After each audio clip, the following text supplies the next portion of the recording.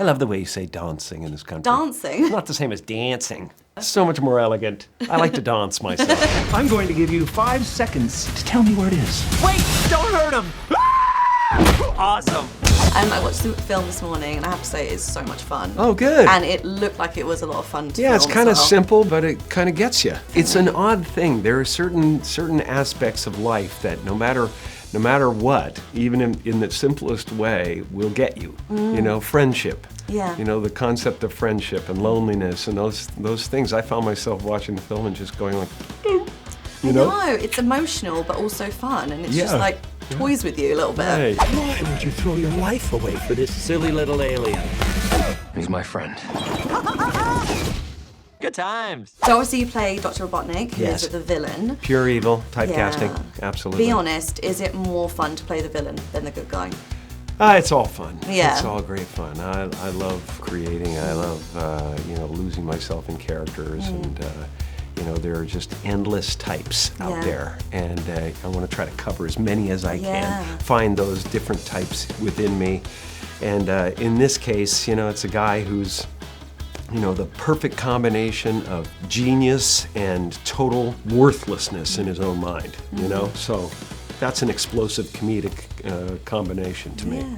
And obviously it's not the first time you played a villain, you know, obviously one of your most famous roles was the Grinch. But this is different because it's the AI villain. Yeah, and you know, I was it's gonna the kind say, of thing that is like plaguing us all right now. yeah, and the Grinch is like the bad guy, but he also ends up as the good guy. Was that kind of like an ending that you kind of maybe wanted for Dr. It's Robotnik? the truth of all bad guys. Yeah. You know, basically they're just the unloved. Beware the unloved is what I say. Yeah, you know, definitely.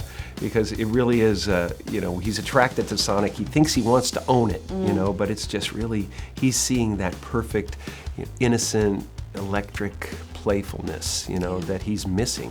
I like to say that Robotnik has a Sonic-shaped hole in his heart, you know, so a lot of people out there with that. And what kind of steps did you take to kind of get into Dr. Robotnik's character? Because obviously a lot of us just know him as the guy in the game.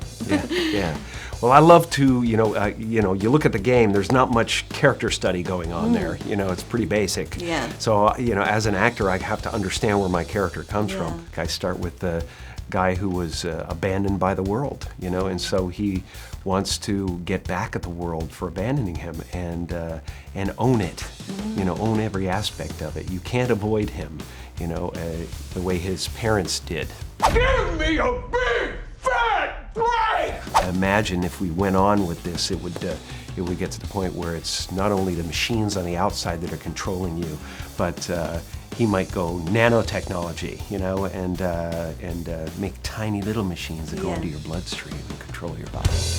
Oh, this one is cute. You've got car insurance, right? One of my favorite parts of the film was the dance scene. Yes. I love the way you say dancing in this country. Dancing? That's right. It's not the same as dancing. You know what I mean? I think it sounds Dancing better is when so you say it. so much more extravagant. Yeah. So much more elegant. I like to dance myself. Yeah, no, they just gave me the open road there. It was Yeah. like opening the corral door and allowing the Yeah. Mustang to run. So, Yeah. yeah, it was wonderful. You have had some great looks over the years Yeah. in the characters you've Been played, so the fun. Mask, the Grinch. Yeah. What did you make of Dr. Robotnik's look and how they developed it? Did you I thought it love was his... super cool. I mean, So it was cool. like, you know, slightly Neo-esque and yet this kind of weird tin-type kind of look. The mustache, to me, was like a zygote of the actual mustache that will become the true Robotnik, the apotheosis of his evil. But that was like the fetus version. You know, the first sign of absolute evil is the curling of the mustache that says, you know, you're about to tie some woman to the railroad tracks. And I love at the end, it's just gone completely out of control. Bonkers. Total bonkers. Really reflects what's going on. You know, that's what they say, you Yeah. know, by the time you're 50, a man has a face he deserves.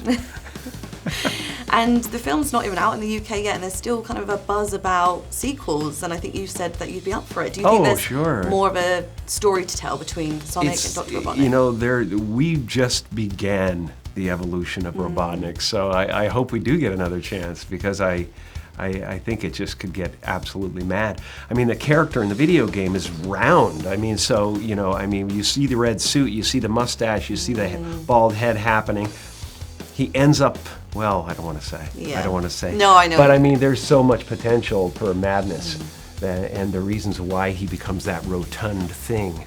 You know, I have a lot of mad ideas, and I've downloaded them to the powers that be. Love that. So we're all spinning with the possibilities.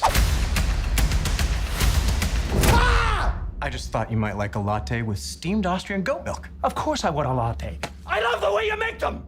This is Heart.